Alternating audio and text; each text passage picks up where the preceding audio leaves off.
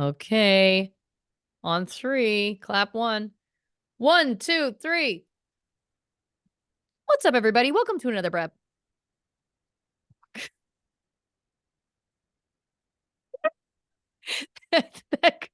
It could not be more my mood in an opening.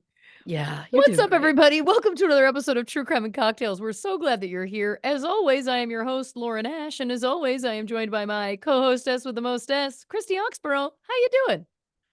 I know it was you off the top there, but I'm doing about the same.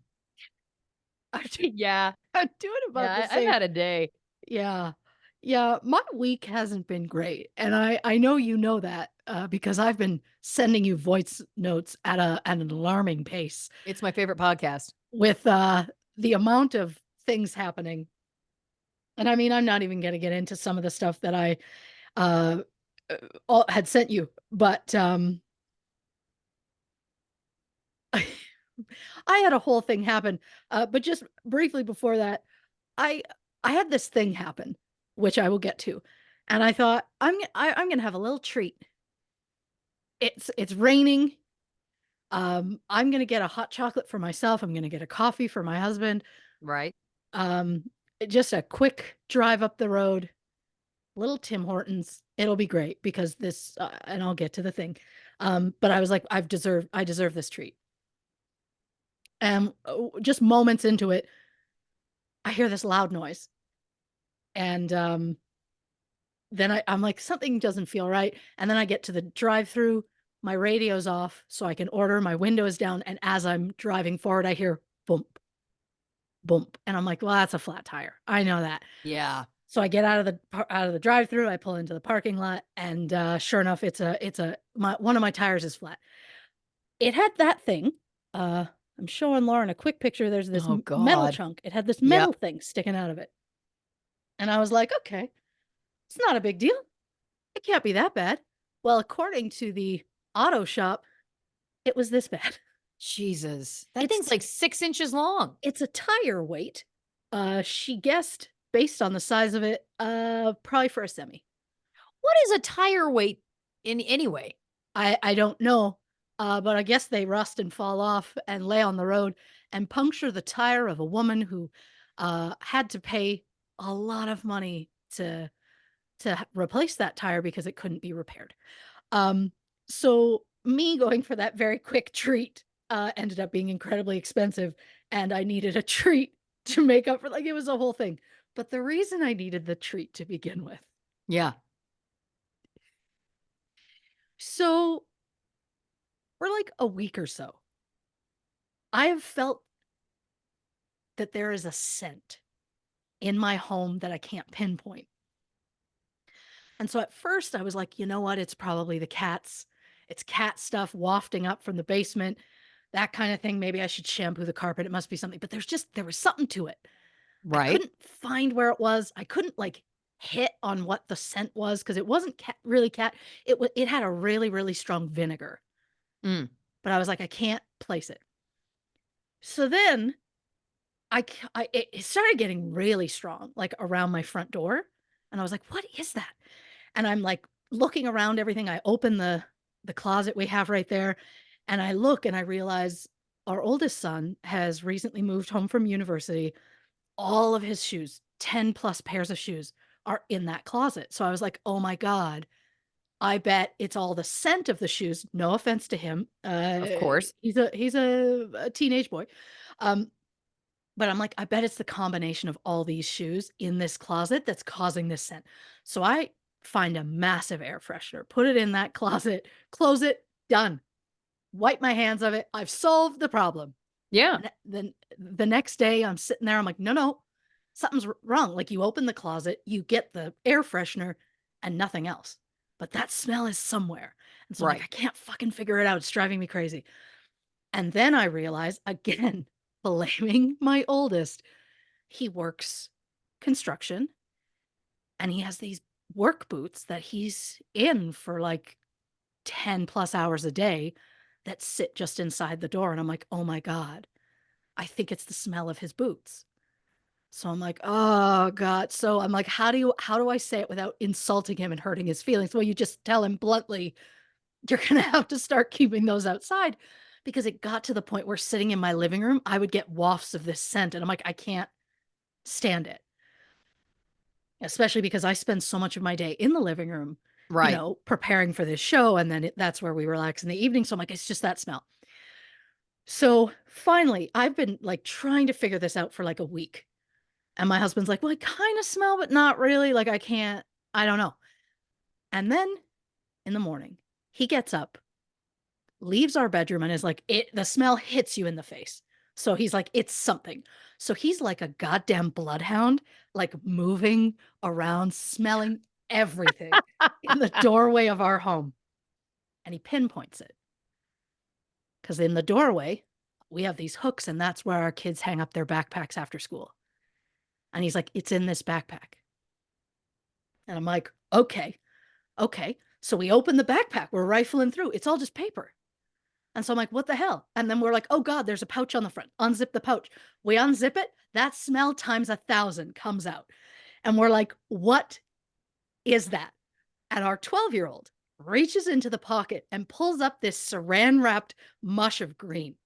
No. And we said, "Dear God, what is that?" And he goes, "Oh my God, and we went, "We don't have time.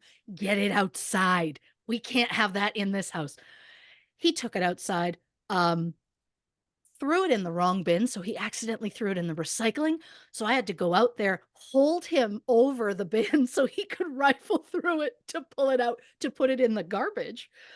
So that got dealt with. Um, I had to take everything out of the backpack. The item, which I will tell you, had slowly started to leak through the saran wrap and had Ugh. gotten on some of the paper, and so some of the paper had to be thrown out no matter if it was worth keeping or not. It just had to go. I scrubbed the backpack, I spot treated it, I scrubbed it, I washed it, I did everything. The scent will not leave that backpack. I had to buy him a new backpack. So what are you're saying, like, what could this possibly have Right. been in his Yeah, backpack?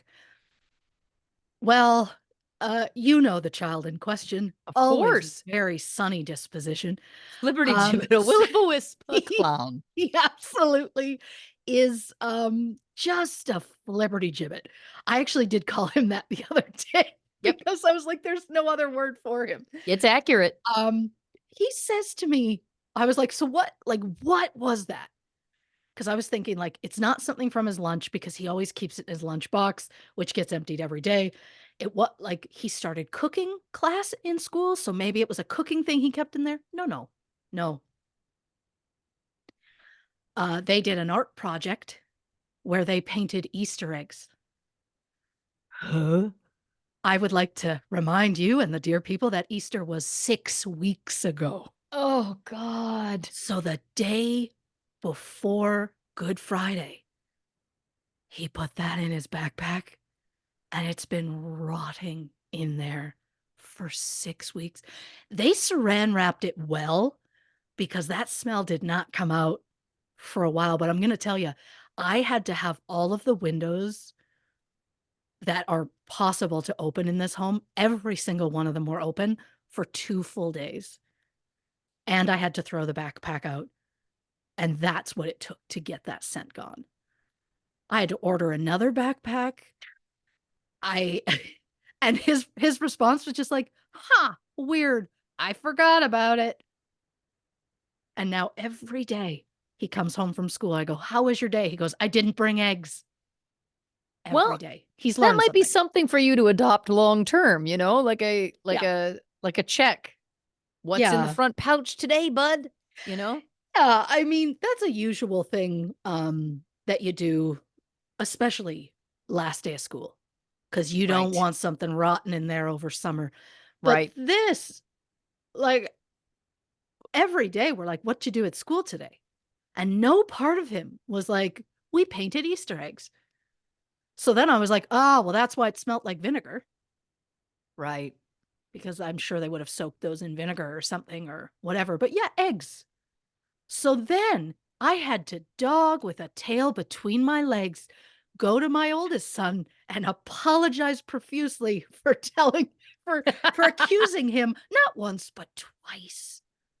I need you to know that when I was in high school, um, my first high school boyfriend, I won't name him, but you know who it is. I absolutely do. He used to, I would cut our grandparents' lawn for them, but there was times where I couldn't do it, so he would do it, and so he kept a pair of, like, lawn cutting shoes at the house, which was basically just old sneakers, Sure. but we called them his cat pee shoes because they stunk. They stunk in a way that isn't normal. So all I wanna say to you is that, like, yeah, a teenage boy, like, the smells, I think, are Yeah. intensified. I think that they do tend to grow out of it. Um, you know, yeah. So I don't think you were off the mark is my point.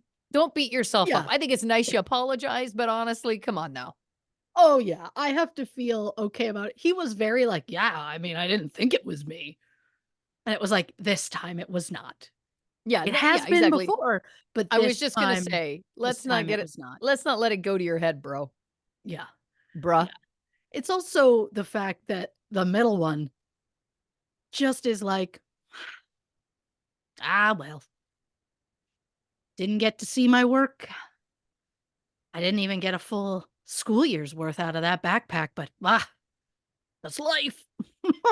Like, he's just like, "Ah, well, not a big deal." And then the icing on the cake of this whole thing, Yeah. as I was like, "Bud, you carried that backpack around, for weeks. Did you not notice the smell?" And he goes, Great point. I did." And I said, "Okay. Did you not think?" And he just went, "Honestly, I just thought it was me." And I'm like, "What confidence that he's like, I stink to high hell. That's just who I am." Like, what sense of self does he have that that's how it he was like, "I stink. God love me." Like, it was just like, Yeah. "Bah, what you gonna do?" If we could bottle that, we could make Yeah, $1 billion, that kind yeah. of confidence, that kind of like, "Well, I Mhm. know I am what I am." Right, thank you Um, so much. Yeah. yeah. Oh, I couldn't believe it. I was like, "What do you like, there you thought you stunk, and you also your first thing wasn't like, 'Maybe I should go have a shower?'" But I'm like, "This is I" So then he rolls into school with a new backpack, and I'm like, "Did you tell people why you have a new backpack? And not just, 'My mom bought me a backpack.'" Like, I'm like, "Did you admit what you That's did?" that's why I've been smelling like rotten vinegar for the last week. Yeah. And he was just like, "Yeah, yeah, I did mention it." And I was like, "Good." And also, thank God it was found when it was, because it had started to leak through the between the front pouch and the back of the backpack. I can't imagine if it had started to leak out into the house onto, like, the wooden shelf that's been below his backpack. I think the shelf would have had to go. Oh, I already have to throw out 2 shelves because of a cat. If I I have to know. throw out a 3rd one because of a Flibberty gibbet, I don't know what I'm gonna do.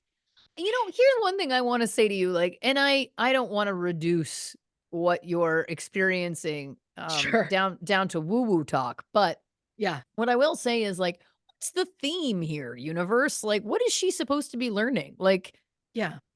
I don't understand. I don't Mhm. understand that. I've asked that question a lot Yeah. this week.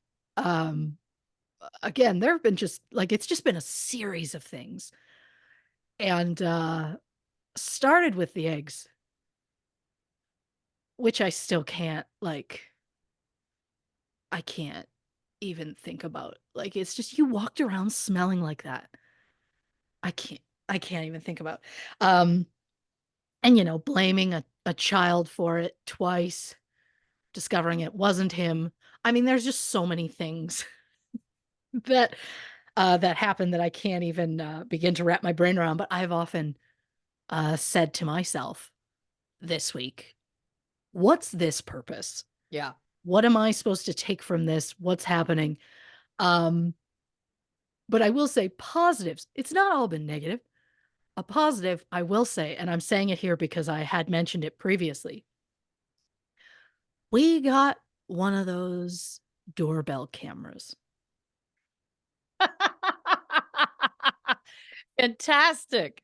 So now the amount of ding ding like that happens on my phone when anyone even considers coming near the front door. And I mean, uh, it's sometimes you just find yourself watching out your front door through your phone. It's just Of course. it's a wild thing.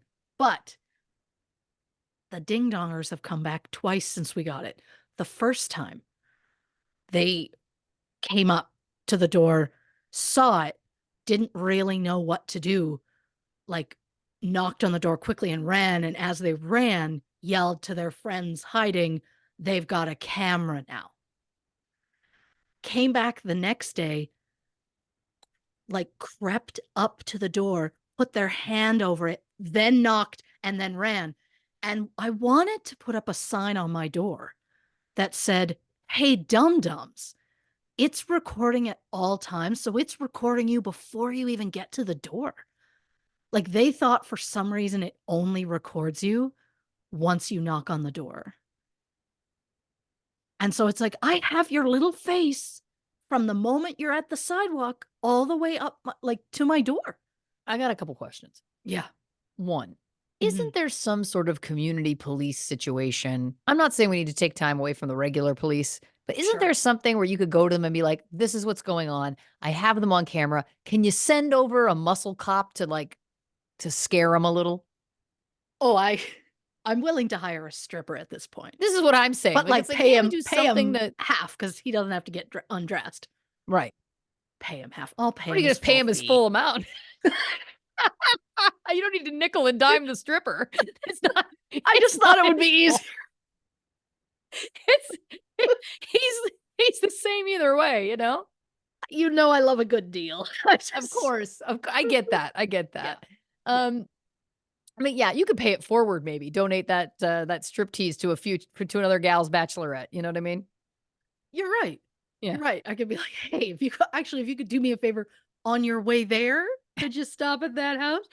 Um, the point is I actually think they've realized like, "Oh, they're filming now." Right. So I think they've decided they're going to back off, which is ideal. But now I have a folder in my phone called Ding Dongs where I put all the videos that I save of them coming near my house, which is delightful. But it's just watching them cover the camera because they're like, "Oh, they can't see me now," and I'm like, "We can." Should we I know I have lawyer friends. Should we get a lawyer to draft something up? A cease and desist? I'd have to pay full price then No, instead this of is a just a. favor. This is a favor. Uh, I think we could get something about harassment. We could a oh, sure. civil harassment suit. Good Well, luck. see, that's the thing. It has to be harassment in some way because I'll say it, until we got that camera, I was starting to go crazy with the amount that they were ringing our doorbell multiple times a day, banging on our windows at night. Like, it was starting to feel like full harassment, and I was going crazy. And I was like, they're harassing us, right? At this point, I'm like, they're children, but it's still like they shouldn't do The this. problem is, of course, and I don't need to tell anybody, and I say it with me now, dear listeners, the parents is the problem because they Sure. also the parents you've told us that I think you've said it to me anyway. I can't remember if you said it Yeah. on the show or not, but like the parents of some of those kids know and are basically like, oh well. So it's like, well, Oh, then what do you I do? absolutely got like a boys will be boys type Gross. response and just like oh, they've done it to us. And I'm like, have they? Well, then maybe we should send a letter to the parents then threatening litigious action. Oh, I I'm did just saying if threaten it to go doesn't to the stop. If police. it doesn't stop. Yeah. Oh, my hope is that now that there's a camera, they'll be like, oh, all right. But now we're like, "Ugh, well, maybe we should have other cameras just like around our home, just Can't because. hurt. And then I want to be like that J-Lo music video where I can see all the shots of my home. Yep. I'd Then we like need to that. get you a control room, you're right. Yes. Yes. But I will also say this. So sometimes we'll sleep with our bedroom window open and you can hear people like cutting across our lawn to like spare themselves a little extra on the sidewalk. It happens all the time. Really nothing you can do. And so I'm just fascinated. I would be fascinated to see like to see footage of what's happening there. But the other night, I wake up and it's like I get notifications that it's like, hey, your doorbell camera caught these certain things, and it'll put an icon and tell me whether it was just a car passing by or whether it was just bugs near the light or if it was a person or whatever. And it always it always cuts it so that you see a little bit before the thing happens, whatever happens, and then a little bit after. And so the before, you look and there's nothing. And then suddenly this guy comes out of nowhere, walks to some part in our yard, picks something up that's flashing in his hand, starts to walk away, and it's still flashing. You can see it flashing, like reflecting off the roof on our house. Like it's flashing down on him, whatever it's in his hand. And then he just like walks away. And I'm like, what was that? It's to this day, I'm like, what the hell was that? That's bizarre. Because you don't see it in the video until he walks up to it, reaches down to pick it up, and all of a sudden I'm like, oh my God, something's flashing. And he picks it up and it keeps flashing and he walks away. I'm like, what the fuck is that? Like, Yeah. that's the kind of shit you don't want to wake up and be like, huh, there was activity on your lawn at 2 a.m. And I'm like, weird. Oh yeah, that's never good. Right? I'm like, what does that even mean? It means, I mean, we need more cameras. Yeah, I think the only solution to any of this is more cameras. Yeah. Yeah, I think that's probably a solution all around. And the joke is this camera has already, I mean, it's done so many wonderful things for us without us even knowing. Um, my children love it. Coming home, they're on camera, they couldn't love it more. But where it's placed to be able to see people coming up our driveway or up the sidewalk, we had to move our mailbox because the mailbox was fully blocking it. And so we were trying to figure out where we were gonna put the mailbox, and then we were like, "I don't know," but then we're like, "Wait a minute. You pick up your mail at the community box. Any packages that come, they basically, just leave them on your step." So I'm like, "I don't even know if we need a mailbox." So we just didn't put it back, and now the people who've been delivering flyers that we never want, um, don't have a place to put them, so they've stopped delivering flyers to our home. So it turns out that thing was worth every penny. And it's good for the environment. There it is. Oh, I would literally, I'd forget. The flyers would come once a week, and I would forget the first week. And then the next week, they'd put it on top of the other one. So then the mailbox would open up. So I'd take both of them out, put them immediately in the recycling because I'm like, no, thanks. I have a website where if I want to look at flyers, I'll go there because I can look at all of them and not get all newsprinty. How, like, what technology level do you have to be like, oh, newsprint? Like, It does feel like we should have maybe gotten past that at this point. yeah, I just feel like, I mean, don't get me wrong, as a someone who has paper mached multiple times, Yeah. a newspaper has its time and place, Sure. but I don't need it. That was No. also an amazing video of the person delivering flyers that first time and realizing our mailbox was gone because she has come to our home so many times that she like took steps, didn't even look, and did one of these like swipes with her arm with the paper to just put it in. And then she looked at it and went, oh, okay. And like walked away. It was amazing because it was like just like muscle memory of like, bam, put it there. But it was like, it's gone. But then I feel bad that I think she thinks I did it because of her, Right. which I didn't. But again, it was a side effect I didn't expect, and I'm pretty happy with that. I think that's great. Yeah, you know what I mean? You I do. gotta you gotta find your wins, where you can, Absolutely. and that's where my wins are. Also, speaking of wins, Yeah. This is similar to things I've spoken about before, but not also my style all at the same time.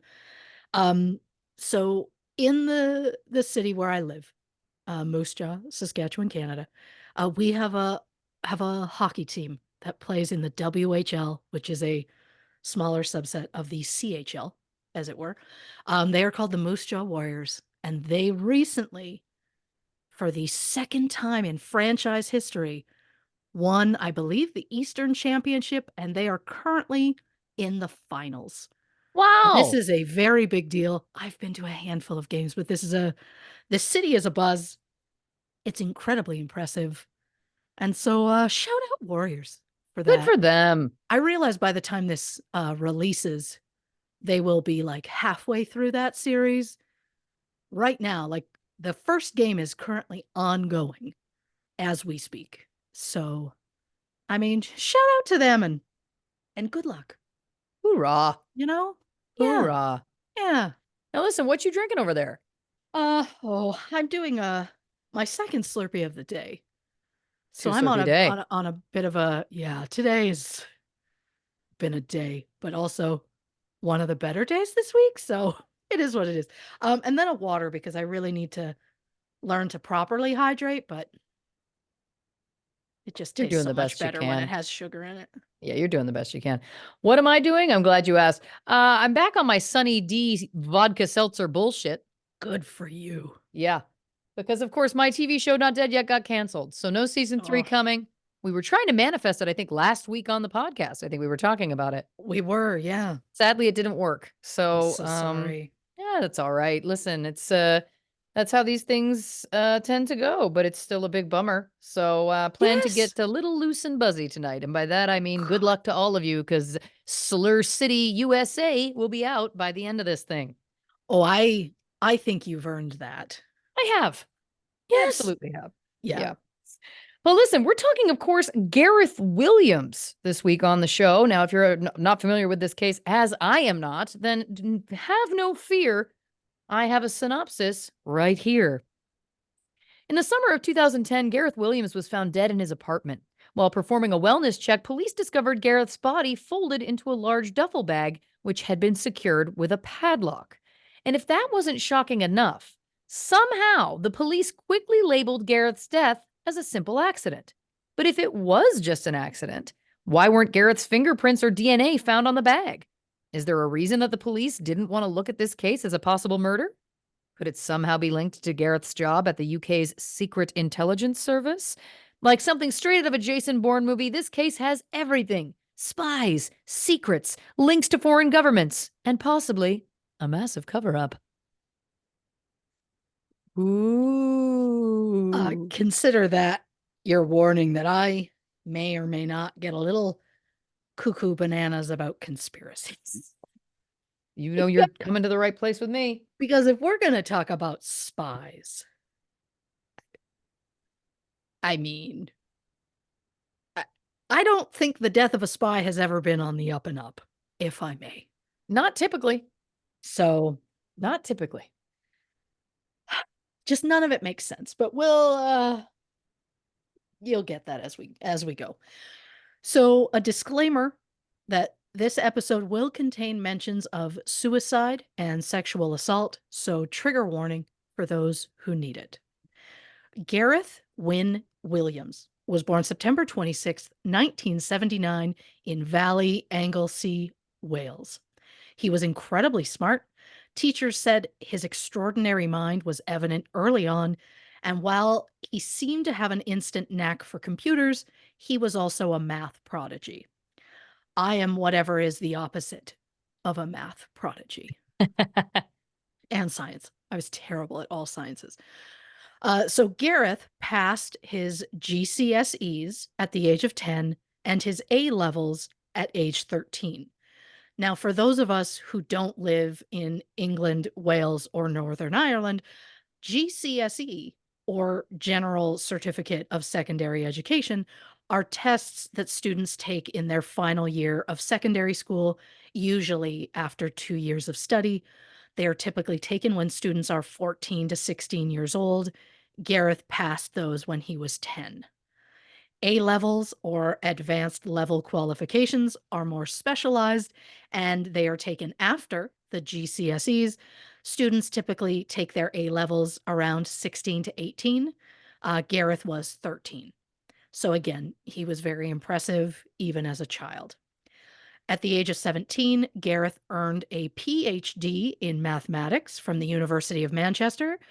He then attended St. Catherine's College, Cambridge, to work on his second degree, but dropped out in 2001 after being scouted by the GCHQ in Cheltenham. The GCHQ, or Government Communication Headquarters, is the UK's intelligence, security, and cyber agency. It's similar to the NSA in America. Got it. So Gareth excelled at his work. He was involved in developing software to speed up data encryption, analyzed patterns for communication, and cracked counter-terrorist activities. Gareth came to be known as an expert with ciphers and codes, so it should come as no surprise in 2009 he was temporarily reassigned to MI6, Ooh. which is, of course, the UK's secret intelligence service, where Gareth was to work as technical support for a highly sensitive field operation. However, with MI6, it's less about codes and patterns on a computer and more about like social interactions. And Gareth really struggled with that change. His sister Carrie said, quote, he disliked office culture, post-work drinks, the rat race. He even spoke of friction in the office. The job was not quite what he expected. He encountered more red tape than he was comfortable with. And while it was meant to be a 3-year contract, Gareth requested a transfer back to his previous job in April 2010. Gareth was meant to return to the Cybersecurity Operations Center at the GCHQ on September 1st, 2010. However, at 4:30 p.m. on August 23rd, 2010, police received a call from someone at GCHQ reporting that a member of their staff had gone missing. An officer was sent to Gareth's apartment in Pimlico, West London, to do a welfare check. He arrived on scene at 4:48 p.m. The officer said there was no sign of forced entry, no sign of a struggle, and the apartment was immaculate. In the bathroom off the main bedroom, the officer discovered a large red North Face brand hold-all or duffel bag in the bathtub. The bag, which measured 32 inches by 19 inches, was zipped closed and the zippers were padlocked together. The bag was heavy, but the officer was able to lift it on his own. He noticed an intense odor and some fluid coming from the bag, so he decided to cut it open on the side because he didn't want to touch the zipper or the padlock. He wanted to preserve as much of the scene as possible. So shout out to that officer for that thinking. Inside the bag was the body of Gareth Williams, naked and frothing at the mouth and nose. Now, because that stood out to me, just know, according to the internet, foam from the mouth and nose is not uncommon, and it usually appears 3 to 5 days after death. Okay. I instantly was like, is that a sign of something? No, it's apparently not. So at the site of the body, the officer secured the scene and called for reinforcements. The coroner was able to determine that Gareth had not been stabbed or shot, and there were no obvious signs of strangulation. There were also no signs of a struggle on the body. However, due to the advanced level of decomposition, the coroner was unable to determine an exact cause of death.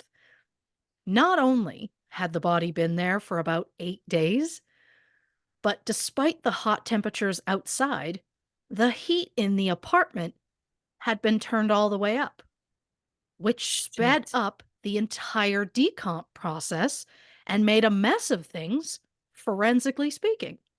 Right. The coroner stated they believed that Gareth was alive when he entered the bag, but then he would have died shortly after from CO2 poisoning. They said that would have taken maybe 2-3 minutes. There were no traces of drugs, alcohol, or poison in his body. It is believed that Gareth died on or around August 16th.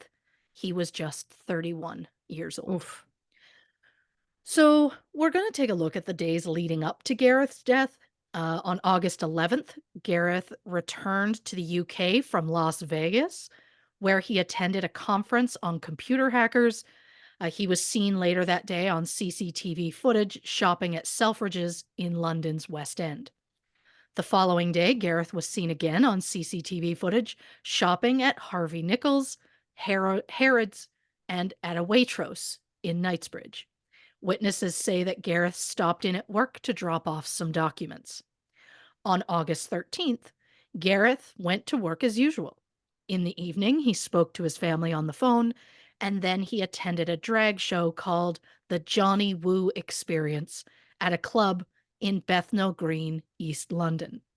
On August 14th, Gareth was seen shopping at Hollard Park in West London and at the luxury department store Fortnum and Mason. The next day, he did more shopping. This time, he bought cakes at Harrods and peppered grilled steaks at Waitrose. Final CCTV footage was captured at 3:05 p.m. of Gareth returning to his apartment on Alderney Street, which is less than a mile from the MI6 headquarters in London. So, evidence suggests that at some point that night, Gareth cooked one of the two steaks that he had purchased earlier that day. At 11:30 p.m., he backed up data to a laptop from one of the cell phones that was discovered in the apartment. At 1:03 a.m., his laptop was used to browse a cycling time trial website. It is assumed that since Gareth was an avid cyclist, that he was the one using the computer at the time. And while that is likely the answer, there is no proof that it wasn't someone else or that Gareth was alone at the time. According to Gareth's family, he was supposed to chair a work meeting on August 16th, but he didn't show. They said Gareth is always punctual and efficient, so the fact that he hadn't shown up at all should have raised alarm bells to those at MI6. But as it is, they didn't report him missing until after Gareth's sister called them personally to ask about him. And even then, they waited another 5 hours before calling police. It just, something feels sketchy about that. Yeah.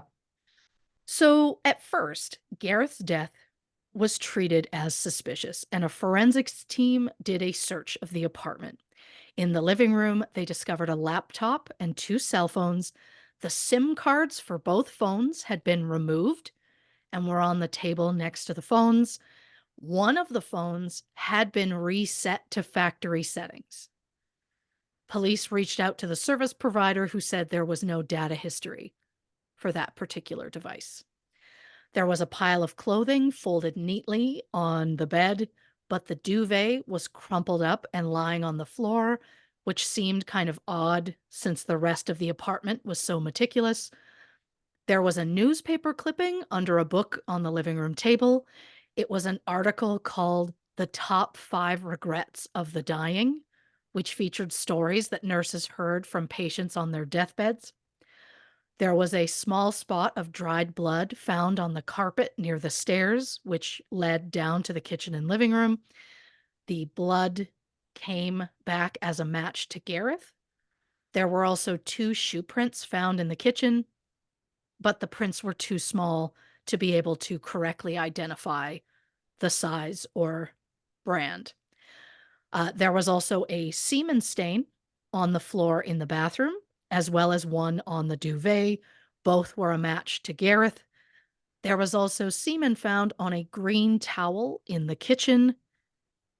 It came back, the test came back, it was an unidentified person and not a match to Gareth. DNA fragments belonging to two people not Gareth, sorry, were found on the padlock, the zipper, and the handles of the bag. Neither were a match to Gareth, and neither of those two people have been identified. The key to the padlock was found underneath Gareth's body in the bag, and a single hair was found in Gareth's hand. The owner of that hair has never been identified. Interesting. But again, Gareth's DNA was not found on the padlock, the zipper, or the handles of the bag. There were also no fingerprints, footprints, or even palm prints on the bathtub, which is interesting since Gareth would have had to probably hold on to the tub for balance as he supposedly got himself in that bag, as the investigators claimed. There was also no evidence that the bathroom or the duffel bag had been bleached or cleaned in any way. But it should be noted the bathroom light was off when the officer arrived, and the front door had been locked from the outside. So, right out the gate, this feels like a murder, or at the very least, someone other than Gareth was in the apartment at the time. Yes. The coroner couldn't determine the official cause of death, but they believed a third party was involved. So, we're going to consider the options. In a case of unnatural death, there are only three options: suicide, accident, or murder.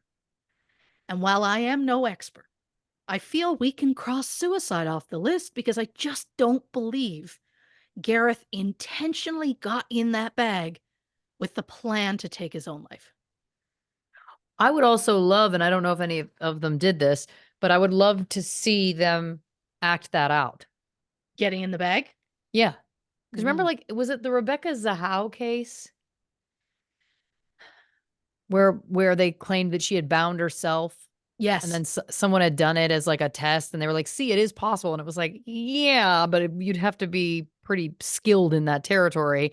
Um, I do think it would be interesting to see how someone could get themselves into a duffel bag and then close it and lock it from the outside. I mean, is it impossible? Probably not, but you'd have to know where the locks were and like feel around and do it through the bag. Like it feels like it would require a lot Mhm. of skill. And then I guess what I would then ask is, so then was his method of suicide asphyxiating himself in the bag due to the hot temperature? Like that's a pretty atypical suicide method.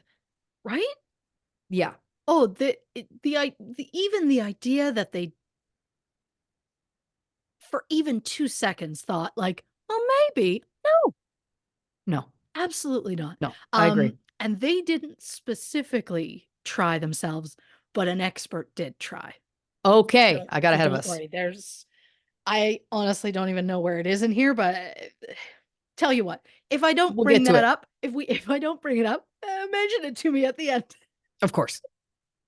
because I know I've read that. Yeah, we'll see. Again, you never know what you're going to get with this. So I, as an expert, of course, am taking that option right off the table. So our next option then is an accident, which is what the police are pretty adamant happened. Now, since Gareth was set to move less than 2 weeks after his death, his bedroom was filled with boxes and four yellow holdalls or duffel bags. I prefer holdall because it just makes sense because it does. Yeah. The fact that I'd never heard holdall until doing this show, Yeah, I've never heard that either. it's a real shame. But inside those bags and boxes, investigators discovered designer women's clothing, most of which was brand new and still wrapped in packages. There was also makeup and a few wigs, although Gareth's friend Elizabeth said those were likely meant for an upcoming fancy dress party that they were attending together. Receipts found at the apartment showed that the clothing was purchased between 2008 and 2009 and that the items cost around £20,000, which in 2024 would be equivalent to about 35,000 US dollars. The clothing included 26 pairs of shoes and boots, 4 of which appeared to have been used. And we're talking big designers, like we're talking Stella McCartney, Dior, Louboutin. Um, the investigators who discovered the clothing said it was, quote, immaculate, folded, buttoned, with quite a few that were wrapped in tissue paper. They were very high value, so pristine, and obviously well looked after. The clothes were all size small and medium, and the shoes were 6 to 6.5. Gareth was about 5'7", maybe 5'8", and around 130 pounds. So investigators said it was possible that the clothing could have fit him. Gareth's family were adamant that Gareth had only purchased the clothing um, as gifts. His childhood friend Sean said the clothing was likely a gift for her and Gareth's sister because Gareth was incredibly generous. And generous or not, I I don't think that I really buy the idea that he bought thousands of dollars worth of clothing as gifts and then just held on to them for a year or more. Yeah, Because again, that clothing was purchased between 2008 and 2009, and they were discovered in 2010. And look, right. if Gareth had purchased that clothing for himself, that was absolutely his right. And I am not justifying the reaction in any way. But I think it's possible his family was trying to write a different story because 14 years ago, someone wanting to wear the clothing not normally associated with their gender would have received a lot of backlash. Should people be able to wear whatever the fuck they want because gender is fluid and no specific piece of clothing should belong to just one gender? Of course. Have things gotten better about this sort of thing in the past 14 years? And yes, in a lot of ways, no. Um, I could spend hours talking about incidents from the last year or two alone, like the people who protest libraries that held drag queen story hour, claiming that it was grooming children and shoving sexuality at them. To those people, I say, just fuck right off. So hard. Drag queens don't have the time or desire to groom your children. Um, but also, to be clear, while we're on the subject, asking a 5-year-old boy how many girlfriends he has in kindergarten is sexualizing that child, whether you realize it or not. And I get that people say it's a joke and they find it cute, and this might be an unpopular opinion. I think it's weird and it makes children uncomfortable. The only thing that a drag queen reading to a child is doing to that child is entertaining them. But I don't have time to get deep into this because I'll run out of time before I even get through the full case. But shout out to drag queens who are spreading joy and looking amazing while doing it. And a special shout out to Gabrielle the Queen, Trixie and Katya, and Jessica Lahore for filling my personal Instagram feed with joy. So Absolutely. there it is. And to be clear, that rant was not me suggesting in any way that Gareth was a drag queen. I'm just pointing out how close minded the world currently is and how much worse it was 14 years ago. Now, while most of the clothing had never been worn, the police announced that one of the cell phones contained a video of Gareth wearing one of those pairs of boots. Other than that, we have no clue if he ever wore any of those other clothing or not. And honestly, maybe it was just more of a fascination with the clothing itself. Shortly before his death, Gareth had taken 2 6-week fashion design courses at Central St. Martin's College in London. None of Gareth's family or closest friends knew about it, not even his friend Sean, who was a fashion stylist. But again, let me say the clothing he owned wasn't our business, and he was well within his right to buy it all or wear it all if he so chose to. The point here is a man was potentially murdered, and all the press could focus on was the women's clothing found in Of his course. apartment. Gareth's name was smeared in the press. They called him a lot of words that I am not going to use here. And they just really focused on that clothing and the fact that he attended a drag show just a few days before his death. Based on those facts, the press implied that Gareth's death was possibly linked to a fetish called claustrophilia, which is a desire to be confined in an enclosed space. And while Gareth's computer had been briefly, and I'm talking 30 minutes to an hour tops, maybe, briefly been used to visit bondage sites, there was never any sort of search for claustrophilia. So there's nothing to prove that he ever had any sort of interest in it. A former landlady of Gareth's also came forward saying that in 2007, she was woken one night around 1:30 in the morning to Gareth shouting. She went to Gareth's apartment where she discovered him dressed only in shorts, lying on his back on his bed with his hands tied to the bedposts. Gareth told her he was just trying to see if he could get himself free, but was unsuccessful. So, based on that information, their assumptions about Gareth's lifestyle and the fact that he was naked when he died, both the press and the police suggested that Gareth intentionally got into the bag for the sake of sexual gratification, then became trapped and suffocated. So I want to unpack that theory. First, it would involve Gareth getting into the bag completely unassisted, then zipping the bag shut and somehow locking the padlock from the inside. Again, Gareth's DNA was not found on the padlock, zipper, or handles of the bag. So, how did he even place the bag in the bathtub to begin with without leaving any DNA behind? And even if Gareth managed to get himself inside the bag, why would he lock it? And how would he lock it from the inside? An expert named Peter Falding Here we tried go. 400 times to lock himself in a similar sized bag, but he was unsuccessful. When asked if it was possible for Gareth to lock the bag from the inside, Peter said, quote, "I cannot say impossible, but I think even Houdini would struggle with this one." Peter concluded he believed Gareth was either unconscious or dead when he was placed in the bag.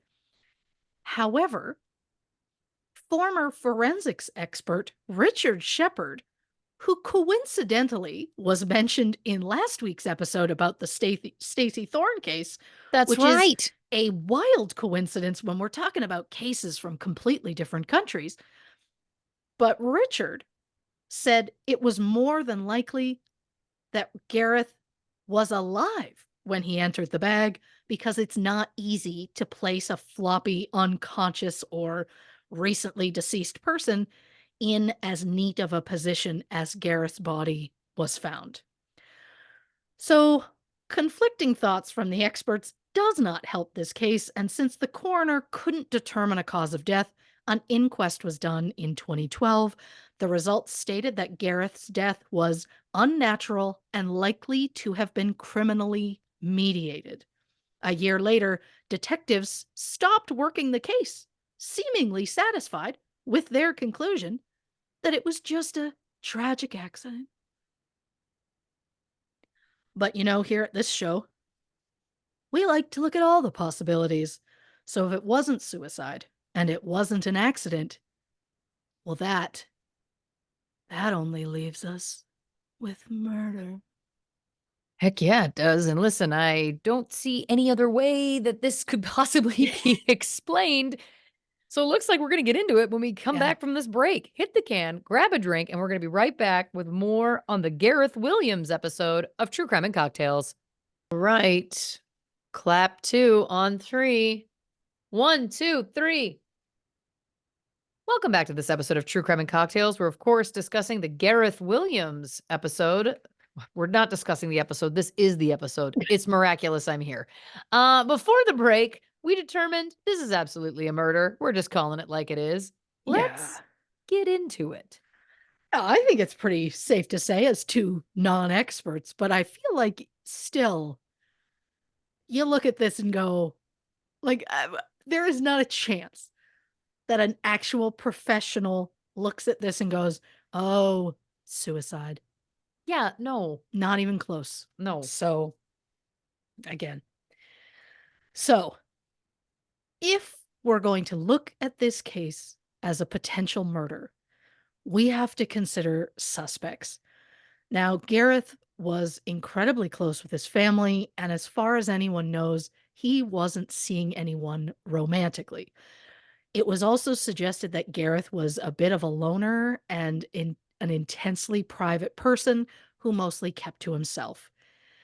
But is it possible that his death had something to do with his job where he had to interact with a lot of different personalities?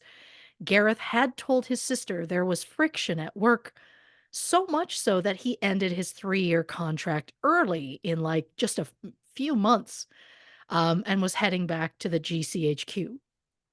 So I'm not suggesting that just because the MI6 is like James Bond level spy stuff, that they know the truth about Gareth's death and have covered it up. I mean, there'd have to be something pretty sketchy going on for me to even consider thinking that something like that would be happening, like how it took them a week to report Gareth missing. He missed 3 meetings that week, including one that he was supposed to lead. And yet it took a call from his sister Carrie to raise any concern. Gareth's manager said it was unusual for Gareth not to show up. But that still wasn't enough to raise the alarm that something might be wrong. Also, Carrie called GCHQ at 11:30 a.m. on August 23rd. They called police at 4:30 p.m. Why wait 5 hours before contacting the police? What happened during those 5 hours? Also, it should be noted that the building, again, less than a mile from Gareth's apartment. So it could have been easy to just go and pop by his place to check on him. But as far as we know, they didn't. And maybe that's not sketchy enough on its own to smell like a cover up. How about the fact that MI6 discovered 9 memory sticks belonging to Gareth in his locker at work, and they didn't hand them over to the police until the last day of the inquest, which was more than a year after Gareth's death? That's something. In fact, they didn't even mention that these memory sticks even existed until the moment they handed them over. Uh-huh. And speaking of sketchy moves, just hours after Gareth's body was discovered, the head of MI6 met with the commissioner of the Metropolitan Police. What happened in that conversation? Would it explain why the Metropolitan Police removed Gareth's front door during the initial investigation, even though there was no sign of a break in? The door was then replaced, not put back, outright replaced with a new door. Why would you do that if his death was simply an accident? Yeah. Also, that meeting was not mentioned publicly until April 2012, which was more than a year after Gareth's death. So if it wasn't sketchy to meet, why didn't you mention it earlier? Yeah. And I know what you're thinking. Christy, this isn't a movie, love. Calm down with the conspiracies. Did I have you call me love because this is a UK episode? I did. Um, but look, to that I say, this wouldn't be the first time that someone's mysterious death was covered up with a salacious story. I mentioned earlier that the press really focused on Gareth's potential hidden lifestyle, and it got to the point where his death kind of took a back seat to the scandal of women's clothing being found in his apartment, and the idea that police believed his death was a tragic accident that occurred during a sex act. Well, another example of a death being hidden behind a salacious story, in February 1994, former Member of Parliament Stephen Milligan was found dead in his kitchen in a rather compromising position. Um, More specifically, he was wearing nothing but a pair of stockings and suspenders with an orange in his mouth and a pillowcase over his head. Okay. He also had a cord wrapped around his neck that was tied to his feet. It was believed he died following autoerotic asphyxiation, and that became the focus of his story. And suddenly, no one was paying attention to the fact that a man was dead. A man who, I might add, had recently been investigating potential illegal arms deals with Iraq. Stephen Milligan was 45 at the time of his death, a death which was ruled death by misadventure. Of course. Another example is journalist Jonathan Moyle, who was found dead in Chile in March 1990. His body was discovered hanging in a 5-foot high wardrobe in a hotel room in Santiago with a pillowcase over his head. Chilean authorities dismissed Jonathan's death as a suicide, but after pressure from Jonathan's family to reopen the case, they determined, shit, you know what? Actually, we think he was murdered, which is a pretty big leap there, folks. AKA, maybe you should have investigated it before you called it. Well, But it's only because there was a needle mark on his leg and there was blood in his bed. And, that likely means he was injected with something before being placed in that closet. But by the time the authorities agreed to look more into it, there was nothing they could do because Jonathan's organs had been removed following his autopsy months prior. At the time of his death, Jonathan was investigating a Chilean arms dealer who was planning to sell helicopters with guided missiles to Saddam Hussein right before the Gulf War. interesting. But again, that part of the story got swept under the rug as the press focused on how Jonathan's body was found and suggested his death was the result of some sort of sex game.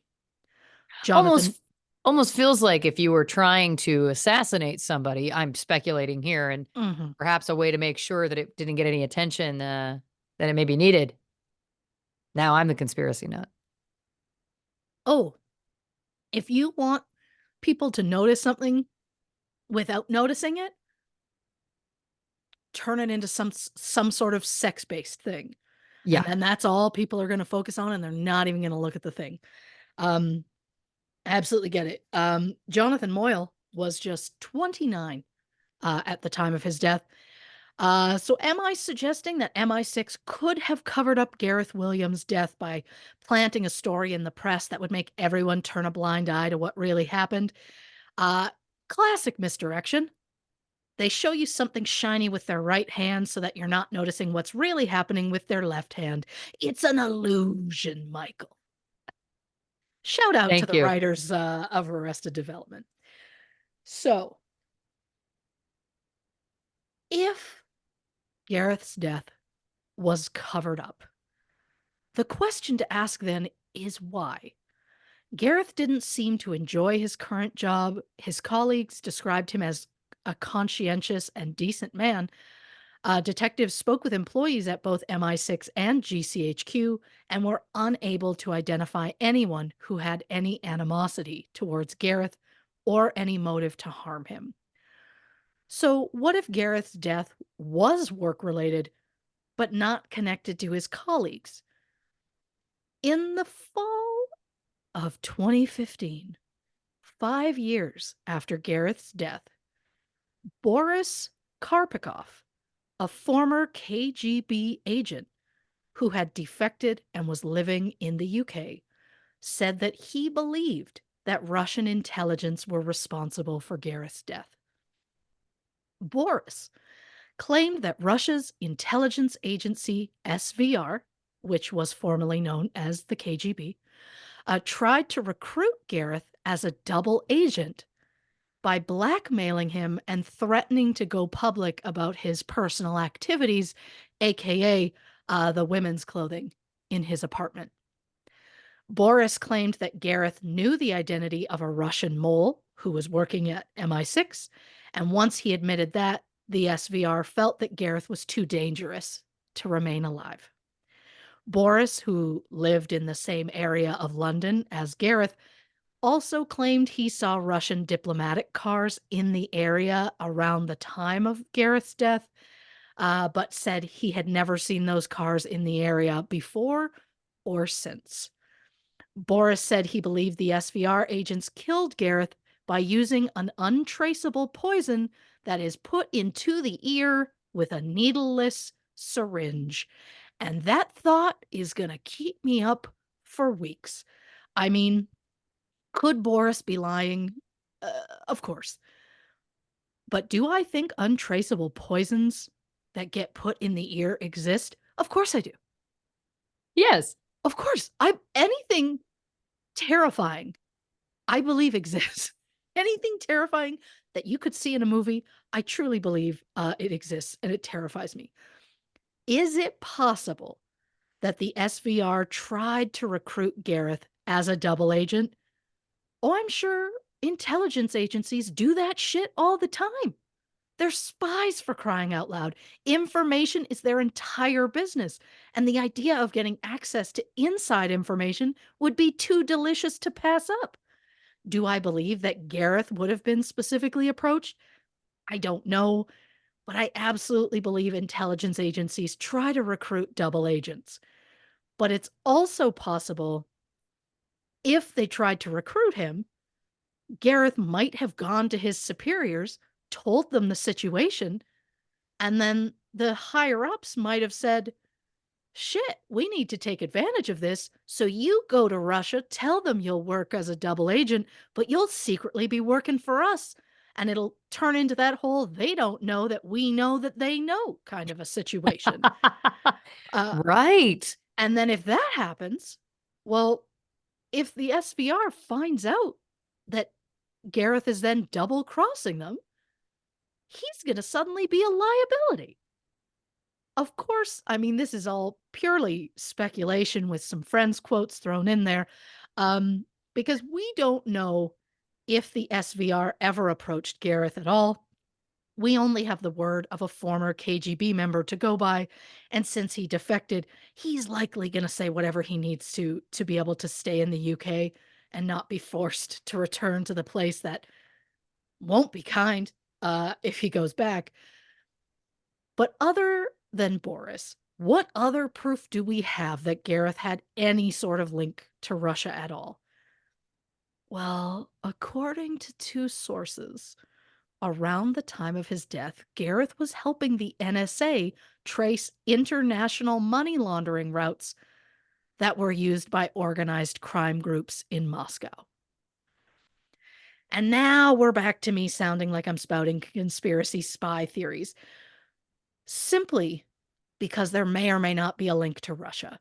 And I know how that sounds, but just hear me out. In 2011, there was a new coalition government in the UK, and they wanted to improve their country's relationship with Russia. So they got this idea to bring in as many foreign investors into London as possible. It came to be known as the Golden Visa Scheme. And basically, if an applicant invested a minimum of £2 million into British registered companies, they'd then be allowed to live in London. And then those visa holders would be able to apply for permanent residency at a speed depending on the amount of their investment. For example, if they invested 2 million, they could apply for permanent residency after 5 years. For 5 million, they could apply after 3 years. And for a £10 million investment, they could apply in just 2 years. Are we surprised they made it so super rich people could basically buy their way into another country? Not even a little bit. Yeah. Because it's not even a new concept. It was first introduced in the UK in 1994. In 2008, it was rebranded as a Tier 1 investor visa. And in 2011, it became known as the Golden Visa when the government agreed to relax some of the requirements as long as it just meant the money kept coming in. According to The Guardian, between 2008 and 2015, a time frame which is referred to as the blind faith period. Minimal checks were done as to the source of the money that was coming into the country. They also didn't require the wealthy new residents to have a UK bank account, and they didn't bother to check for any sort of link to, money laundering. The Golden Visa scheme was officially shut down in February 2022 after Russia invaded Ukraine. The golden visas were referred to as, quote, a shocking loophole for dirty money to make its way into the economy. So the government was pushed to doing a review of the golden visa scheme so that the public could learn of any potential links to criminality. In 2023, the government published their full report, which stated, and I quote, the review of cases identified a small minority of individuals connected to the Tier 1 investor visa route that were potentially at high risk of having obtained wealth through corruption or other illicit financial activity and or being engaged in serious and organized crime. When they were pushed for more information, the government basically said they already published their findings and they would not be commenting further, which is very bold to publicly say, yeah, some of the money was probably dirty, but it spends the same as clean. You know what I mean? Yeah, great point. It just feels wild to be like, yeah, what are we going to do?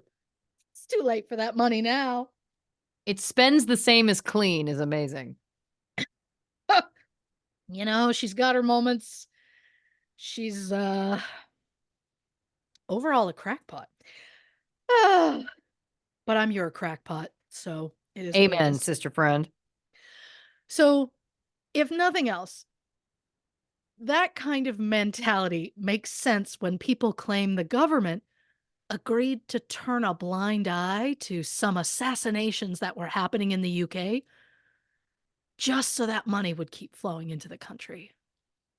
Because nobody wants to upset Russia if they're bringing you money. Am I saying assassinations were happening? Allegedly, yeah. Yeah, I am. The deaths are, however, always listed as either a suicide, a heart attack, a freak accident, something like that. But between 2003 and 2016, 13 people with connections to Russia died under mysterious circumstances while on British soil. 14, actually, if you count Gareth. And I think we do. But I don't have time to get into all of them, but just a few examples to see what we're dealing with here. Alexander Litvinenko defected from the KGB. God, where have we heard that? In early November 2006, he met up with two Russian spies at a London hotel, and 3 weeks later, he was dead at just 44. A team of scientists discovered that Alexander had consumed radioactive polonium, which caused a very painful, very drawn out death. There was so much polonium in his body, he had to be buried in a lead lined coffin. The scientists were able to trace that poisoning back to those two Russian spies who they believe were acting on behalf of Russian President Vladimir Putin. And in 2016, shortly after piecing all of that together, one of those very scientists, Matthew Puncher, was found dead in his kitchen. He had been stabbed and slashed repeatedly with two different knives in his arm, stomach, and neck. Police determined the case was a suicide and they closed the case quickly. Wonderful. Which feels unreal when the wounds were said to have been so excessive that experts believed it would not have been possible for Matthew to remain conscious long enough to inflict all of those on himself. And look, there are a lot of things that scare me.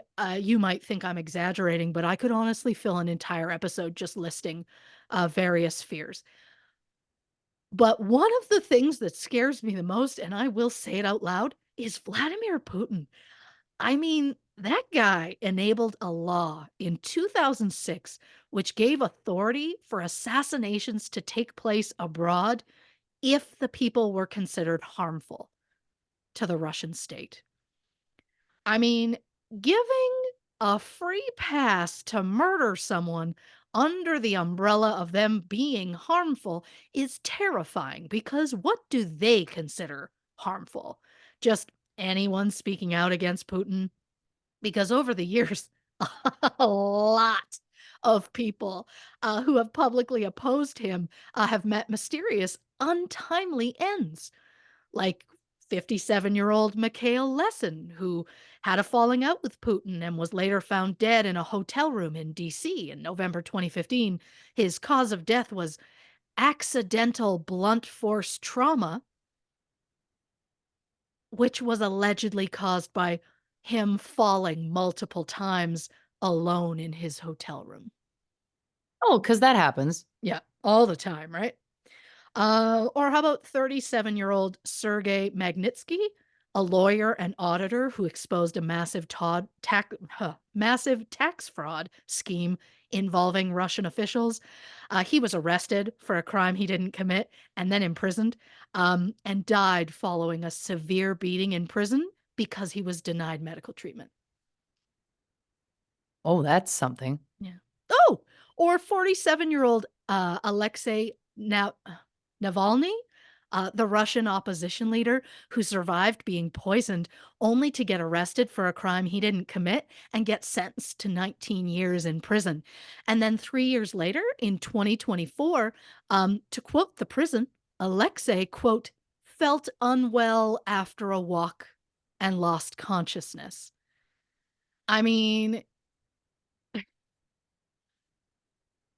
they gave no other reason. They were like, "Oh, yeah, he went unconscious and he just never woke up." And that was yeah.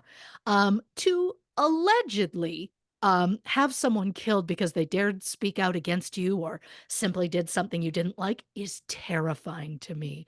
Not to mention the fact that they don't even seem to be trying to hide it at this point, which is even more terrifying. And also just probably allegedly, the reason they get away with it.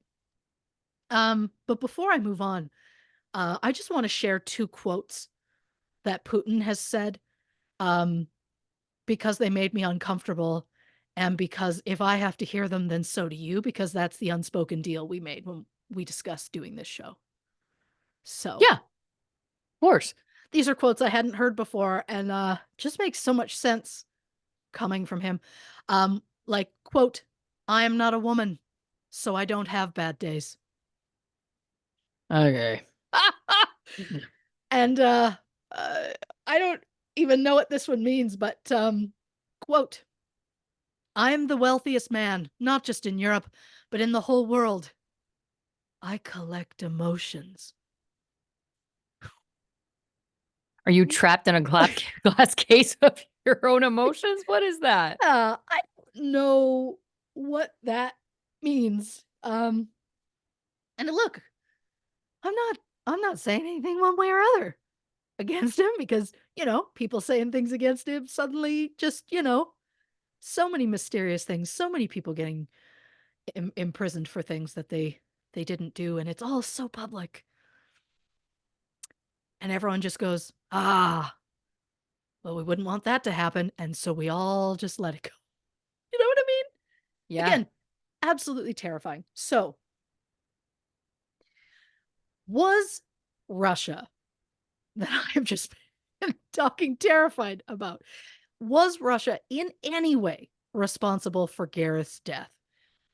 Well, according to a former MI6 agent, he said that for Russia to get involved, Gareth would have had to have stumbled across something pretty big to become a target. And if he was working on tracking money laundering in Russia, it's more than possible that the people who benefit the most from money laundering would want Gareth taken out. But if that was the case, you would think that they'd want to take out anyone working on that project, not just one person, especially the one person in that case who's considered to be just a junior analyst. But if what that former KGB officer said is true, and that Russia approached Gareth to be a double agent, it's possible he said no, or even he said yes with the intention of double crossing them. But then again, it would have put a target on his back. But if it had to do with the money laundering and the whole like, well, why would they take him out and not everybody else? Maybe his death was done in such an elaborate way to show people what happens when you go against them. If it was murder, it was definitely done in a way to get attention.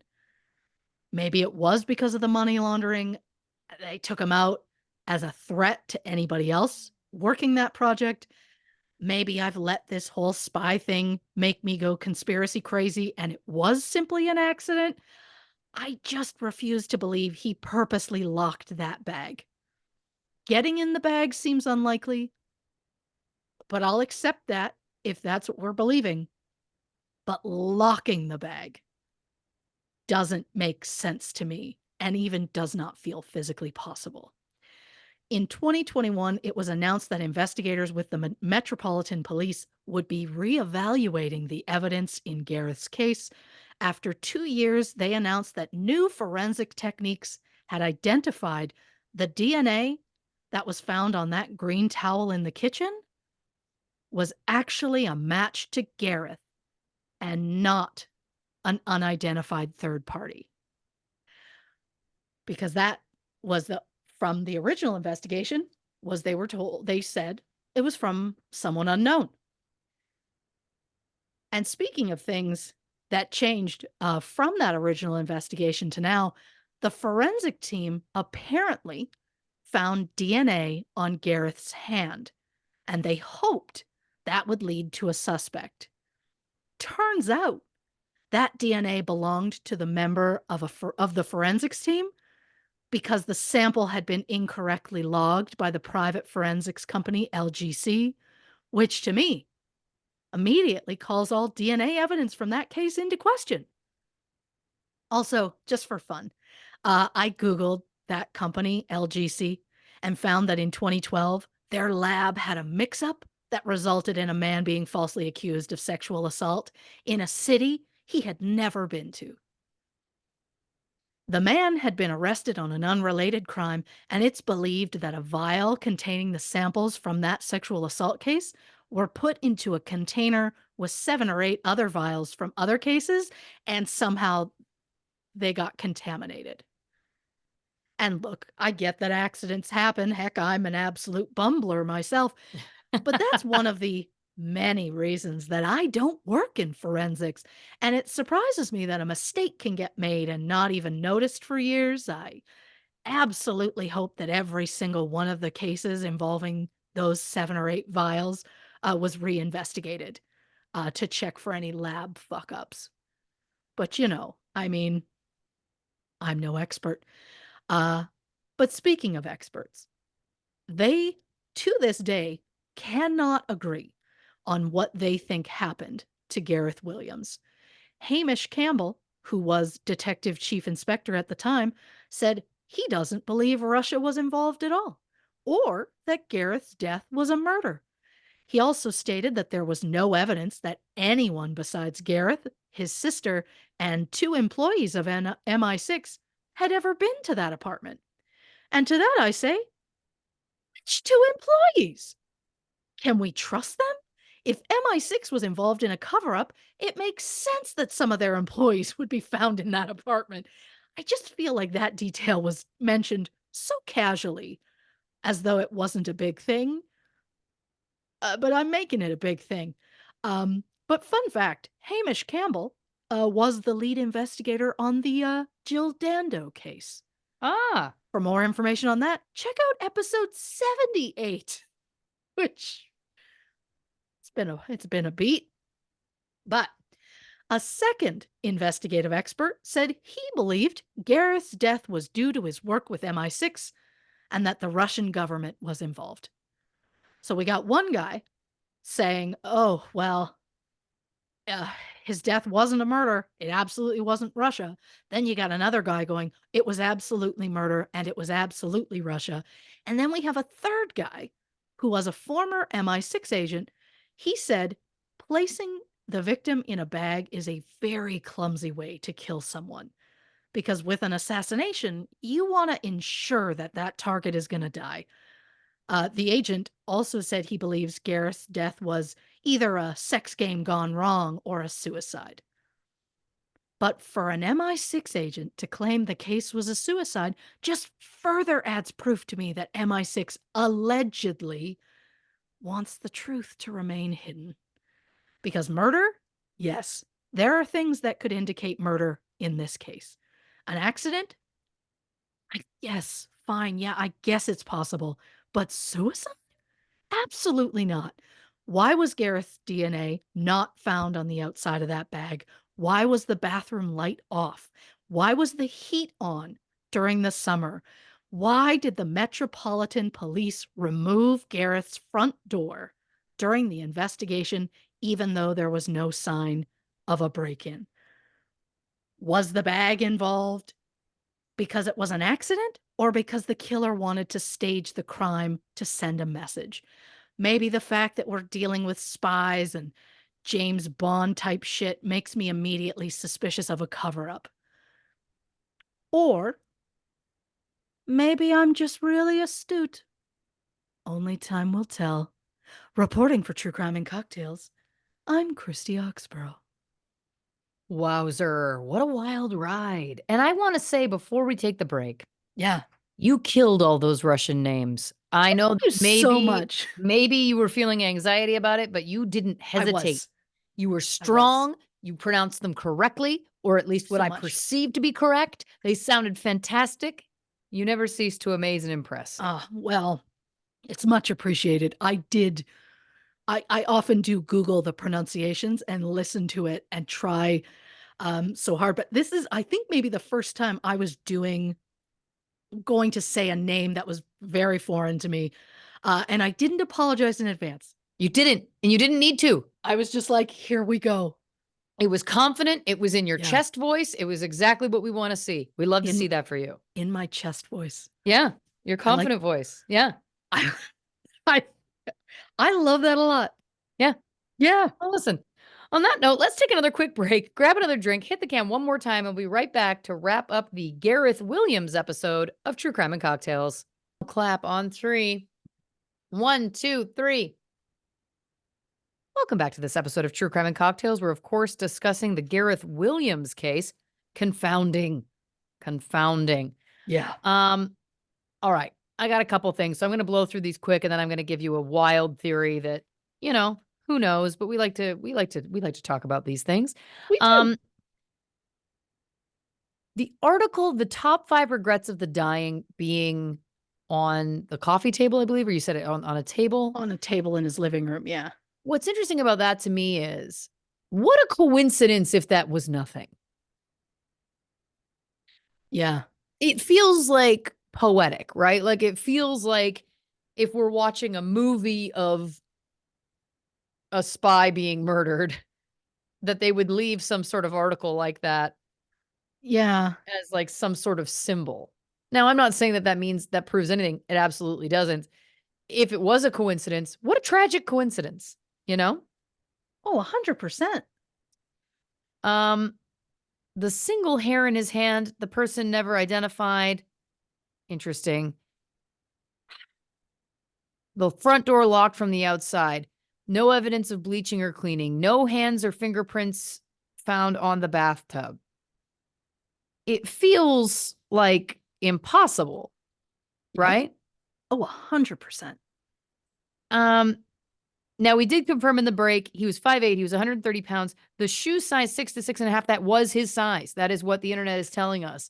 Because I was curious about that, about whether or not it's like, were the shoes and boots his size? They apparently were. So here's where my theory begins. And go with me on this. Because look, I'm not saying I'm right. This is an absolute speculation just based on information I just learned. Sure. Here's what bumped me. Okay. You said that there was a time, and I don't know the exact date, but you said there was a time prior he was found screaming while tied to his bed. He couldn't get loose. He said he was just trying to see if he could get himself loose. Yes. His neighbor went in. Yes, that was in 2007. Okay. There does seem like there could be a correlation Sure.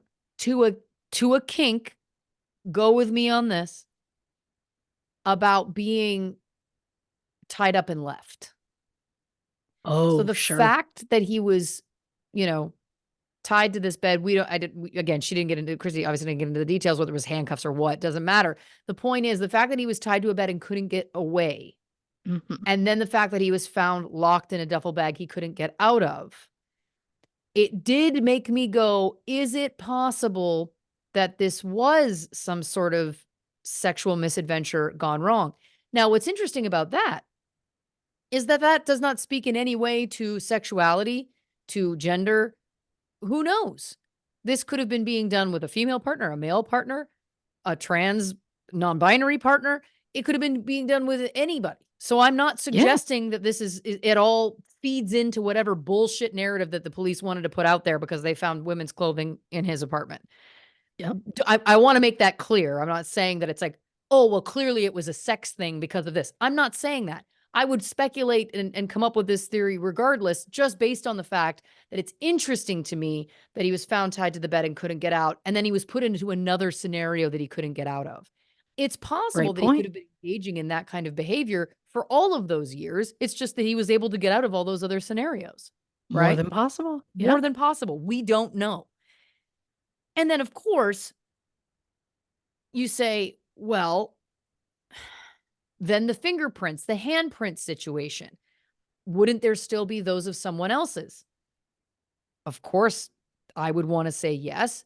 However, again, we don't know what the ins and outs are of who this other person could have been. If this was just sexual misadventure, it's possible the person was wearing gloves. It's possible that could have been part of it. It's possible that that's the only reason why his semen was found in the premises. This could have been a Yeah.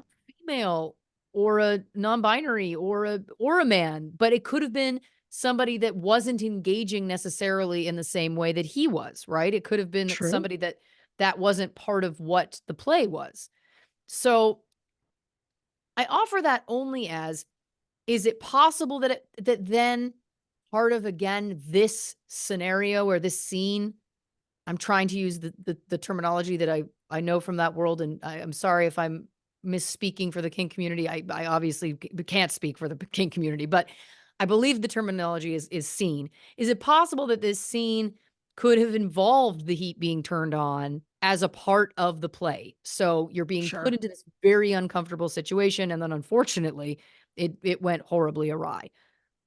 I think that all of this is possible. That doesn't mean that that's what happened. But then you'll love the next layer that I'll add to this Mhm. is, even if what I'm saying, let's say that that was true, that doesn't prove to me that whoever this other person was wasn't working for someone else. 100%.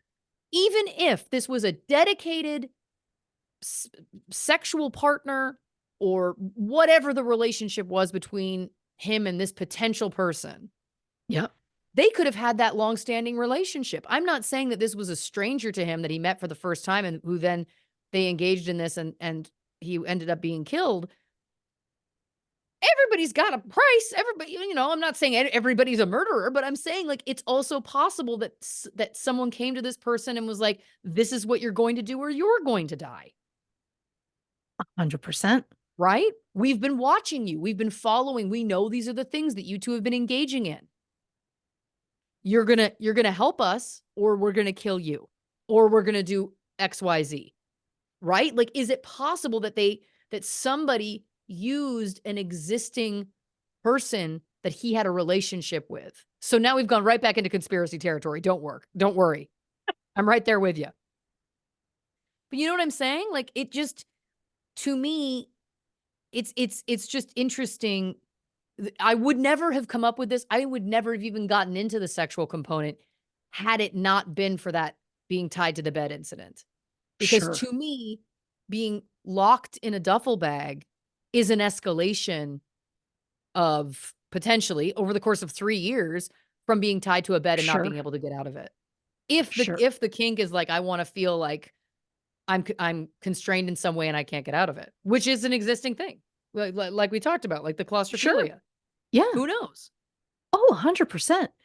I also there were so many things, like, so many, like, interviews and articles that I read that were like, well, I mean, since semen was found at the scene, I mean, that's not exactly gonna be found if he was being tortured, so this proves that it wasn't, like, MI6 or anything like that, and it's like, or have you ever heard of an agent pretending to be somebody else and luring him in with, like, making him believe, like, a false sense of security and being like, "We're both engaging in this thing, we're both into it," and that person is thinking, "I need to get him in that bag and leave him."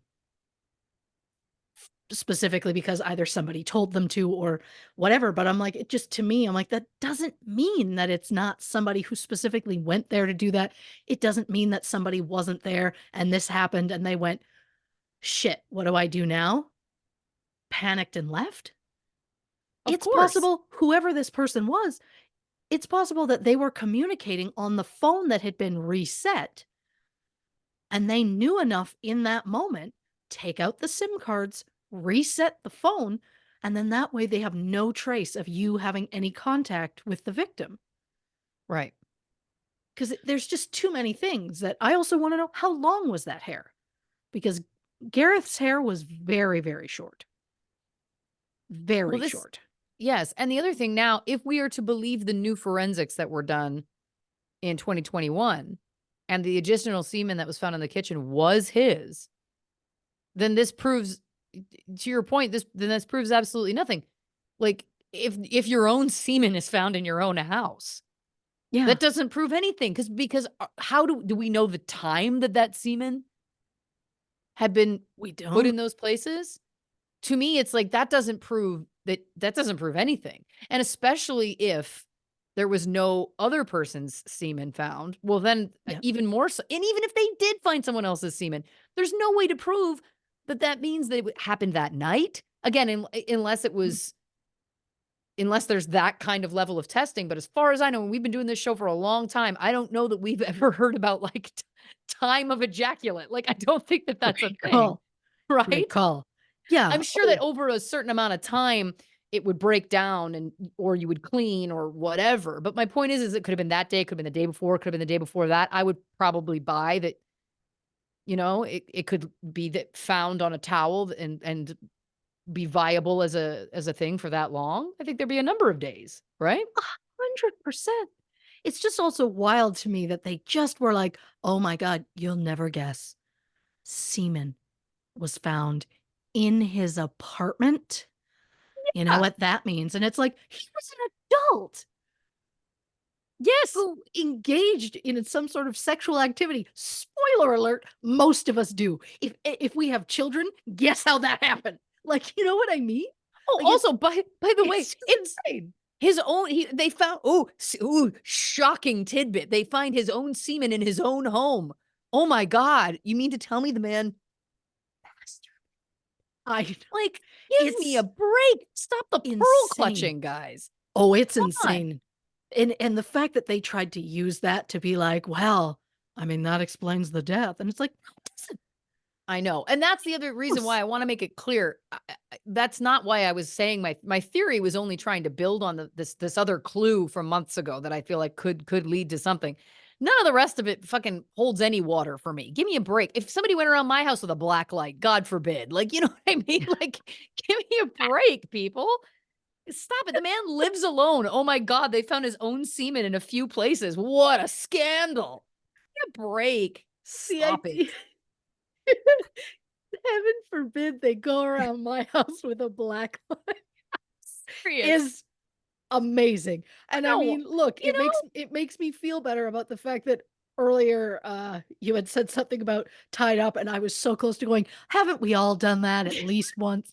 But then I was like, no, no, hold back. And Hold then I was on. no, that never hold anything back. Um, No, yeah, not yeah, on this show, come on. it's wild that they take the smallest of things and they're like, "Can you believe?" Well, that just adds to, that adds to the pile of the sexual deviancy that was going on, and it's like, base basic sex things, you mean? Well, and also there's Like, nothing if everyone is of age and consenting, then there's nothing like, to me, then there's nothing deviant about it.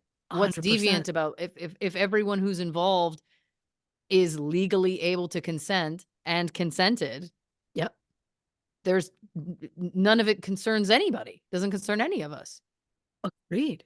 It's just to me, it just further adds to, "Oh, you absolutely built this up and Oh, yeah, focused solely on sex so that we would I know. not look It's at it that way, but yet all you did for me was make me go, 'Oh, well, you're covering something.' Why'd you take the door?" the door is an interesting detail. The door is a very interesting detail. Why would you take the door? The Yeah, only other thing I wanted to say about the women's clothes for a second, and I know look, again, God bless. I do believe those clothes would have fit him in that size. That sounds about right based on my own height and weight and what size I wear. So I was like, "Oh yeah, no, that checks out." Um, great. I hope that's true if that was his truth. The sure. only other thing I would offer is that if he was in some sort of um like dominant submissive pairing, there's also a world in which if he had a a a dom that was telling him to do certain things, it could have been like, "You need to buy these certain things for me," and then it'd be like, "Those aren't good enough, like, I don't want that, that's shit, whatever." So he could have ended up piling up stuff that he had bought as gifts in this again, in this play world. But again, also, like, is that the simplest explanation? No. The simplest explanation is that he was just buying it for himself and he was wearing it, which great. I'm again just trying to wrap my head around like, is there any other possibility? That would fit into the idea that these things were gifts, but they weren't actually gifts because they were a part of play, which again would involve like he needs to buy these elaborate things for this person who then is going to tell them that they're not good enough and whatever. Sure. I mean, that would explain why he had them for well over a year and most of them And weren't even worn. right.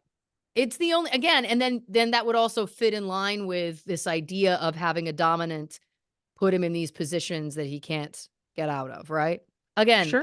this is who knows, but if that was his thing, and again, they were both, consenting and not trying to murder him, then God bless it. Um, yeah, I think I mean, the needleless syringe to put poison in your ear, yeah, that's gonna haunt me for the rest of my days. It's gonna haunt Yeah. me for the rest of my days.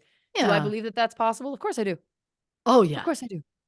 We don't question these things. That's not No. what we do here. It's not our place to say that doesn't sound plausible. It's our place to say we respect anything that's happening from a distance. Meaning, Yep. if that not that we respect people getting killed, meaning if that's what people are doing, not our business. Yeah. Not our Oh, business here on True I Crime Cocktails. absolutely every murder that I have seen on TV, movies, everything, I truly believe happened somewhere and that there's like a truth to it. You know what I mean? And Yeah. the idea came from somewhere. I just poison in the ear. Like there's just certain things. That chill you to your core? Or is Yeah, it just me? things I can't think about. Yeah. It's Well, just it's a also like horror show. that Iceman killer. He Oh, was sure. literally coming with a syringe and then, like, talking to someone in a bar and then surreptitiously just boop, puts a little tiny bit in the person's drink, they drink it, and then they're poisoned and die. He killed a lot of people that way, undetected. That's horrifying. Yeah. I just ah, Here's God. my other Yeah. question. Mhm. MI6 discovers 9 memory sticks in Gareth's locker. They don't hand them to police until a year after his death on the last day of inquest. Of course, where my mind goes immediately is, are we sure that they were always there? Had they been altered in that year? Had they not existed and they've been planted as something? Like, to me, the fact that it's 9 memory sticks, what's That's a on lot. those? Oh, That's a lot. I would like to have seen the contents of those when they were first found versus when they were given to the police. Yeah. And it's also like, at first you're almost like, are they like working together to somehow cover this? Because again, why would you take the front door if you're like, oh, it was just an accident? Like, well, taking the front door isn't like a thing, especially No. if the front door and then you have to like go up a set of stairs to get. So it's not like they took the bathroom door. Like the front door to me is such a, it doesn't make any sense. But I'm like, okay, well, maybe they took it because they were working in cahoots with the other. But then it's like, but then there's these memory sticks. Were you in cahoots or not? Yeah. Yeah. Great It, point. it just doesn't make sense. And then it's like, can you not trust spies? I mean, I guess not.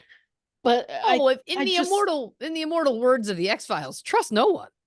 that is, yeah, that is a great point. Yeah. Because this just feels like, I get, to me, if somebody was there when he got in that bag,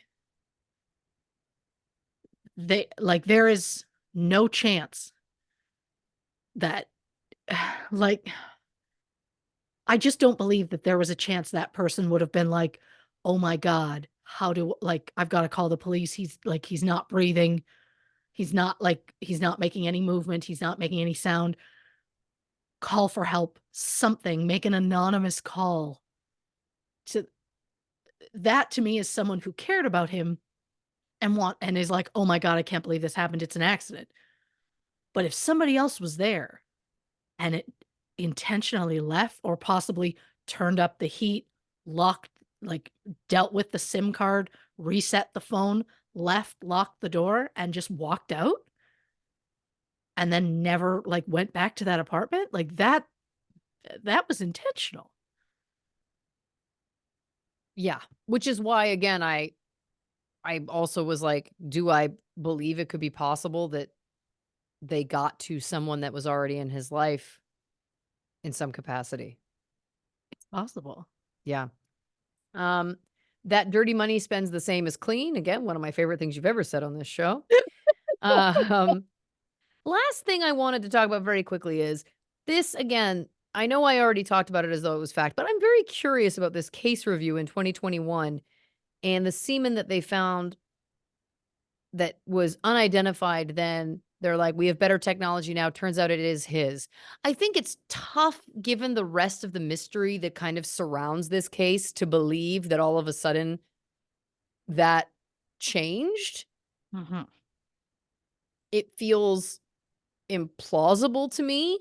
That being said, I also know that DNA technology obviously is always improving. Is it possible that it was, you know, the sample was not great, the sample was old, I don't know, and the technology just got better and now they determined, "Oh yeah, no, actually that is his." Yeah, I mean, I can wrap my head around that. I just think I'd have an easier time accepting that if there wasn't all of the rest of the mystery surrounding this case. Yeah. I mean, the idea of them right away being like, "Oh, unidentified source, so that means someone else was in this apartment." And then years later being like, "Oh, no, it actually was his." Oh, yeah, and that other evidence we had of, like, someone on his hand, yeah, that was just our fuck up because one of our forensics people touched him and whoops. And then it's like, "Oh, the lab kind of fucked up some things." It's like, but did they rerun anything Right. at another lab that didn't fuck things up? Feels like that would be the move. It does. It just feels wild that it seems like it's like they used that lab went, "Oh, our bad," and then they were just like, "Case closed," Yeah. which is just so wild. It should be like, "Okay," or rerun everything. Right. And also, where'd that hair come from that was in his hand? Yeah. What about that? And also, Well, and I'd if like this to see someone person lock a bag from the inside. oh, I don't think he locked the bag from the inside. I don't think that at all. I think there was Right? someone else in there. Yes. And the other thing I would offer is just if this person was meticulous enough that there was no hands or fingerprints or whatever, it's interesting that a hair ended up in his hands, right? Then again, but on the other side, then I go, but I guess also if this person was like wearing gloves and whatever, like I guess it's feasible, it's possible. It's not Sure. impossible. Sure. It's just one of those things where again, when you're dealing with a lot of like it's not impossible, it's just improbable. Sure. That's always like so confounding, right? Because it's like yeah, to your point and what I alluded to earlier, you know, crassly was just that it's like it if someone was being intentionally killed, it does feel interesting that there is this through line of cases we can see where the sexual component so far overshadows any of the rest of the details of the murder that it almost feels as though choosing to make sure there was a sexual component seemingly involved would have been, I don't know, deliberate, you know? Mm. I mean, it's an easy way, clearly, if people are thinking about it hard enough, that again, to your point, it's like there was a man who was murdered here. And if he Yeah. wasn't murdered, if it was an accident, there is a man dead. Yeah. So last time I checked, that's kind of all that matters. So can we grow up? It has this energy of like kids on a playground Oh, sure. who found a magazine in the bushes that have boobs. You know, it's like we're seeing boobs. Like it has that energy to me where it's like, can you believe it? And it's just like, grow Yeah. up. Someone is dead. Are you kidding me? Thank you so much just for the delivery of boobs. They found a magazine in a bush, and 100%. You know what I mean? It's like, "Oh, I found Absolutely. this old Playboy buried in the backyard. Ooh, oh my Every god." kid's Like paying them a quarter to have a peek. yeah, Oh, exactly. 100%. And But it's it's like, like what this happened in 2010. I think we've right. come a ways, sexually speaking, at 2010 that it wasn't Yes. shocking This that is a the thing. 31-year-old might enjoy climax. You know what I mean? Like, I just think it's Yes.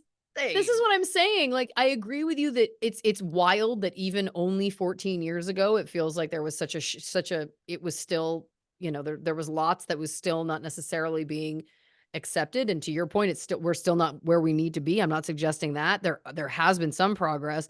Um, but it is interesting to think about the fact that it's like, oh yeah, even 14 years ago, this would have been this it was a different time. That being said, to your point, it's like people have been having sex since the dawn of time. So it's That's how yeah, people it's are like here. that's how we're all here. Like, let's Yeah. all chill on the like, whoa, there was jizz. Like, it's like it's too much.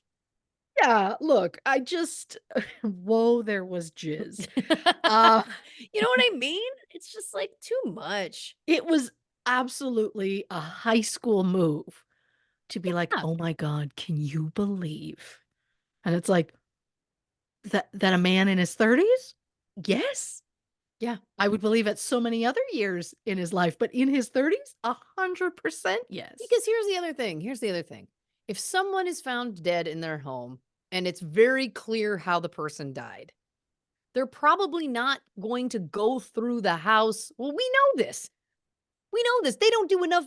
There's a million cases that we've talked about where there's not enough forensics done, or the crime scene gets contaminated, or they don't collect evidence. So again, if it was a clear, open and shut, this is how this person died, they probably wouldn't have even been looking for semen around the house. There would be no reason to. And Correct. here's what I would bet that most homes, most places, you're gonna find probably some semblance of semen or Mhm. fluids. They're gonna Yep. be around. It's gonna Yeah. happen. And I don't think it's wild that it was on the bathroom floor. And I also don't even think it's wild that there was some on a towel in the kitchen. I really don't. I don't think there's anything wild about those details.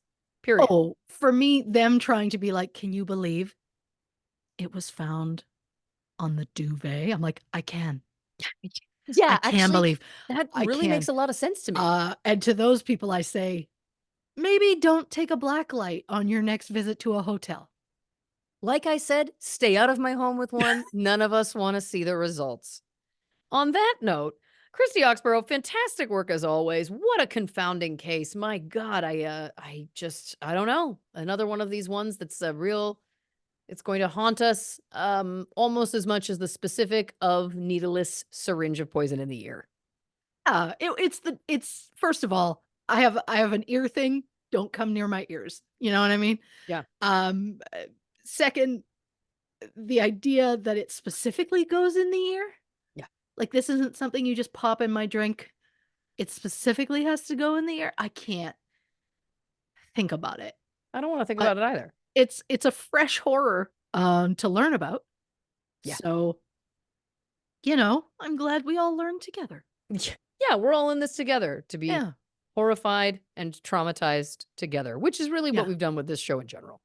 Um, And we Yeah. thank you, dear listeners, for joining us on this wild ride. As always, if you haven't already, give us a follow on the socials on Instagram, Facebook, and YouTube at True Crime and Cocktails, on Twitter at Not Detectives. If you'd like some bonus content, some additional episodes, a poll, all kinds of fun stuff, go over to patreon.com/True Crime and Cocktails to learn more about our subscription-based service over there.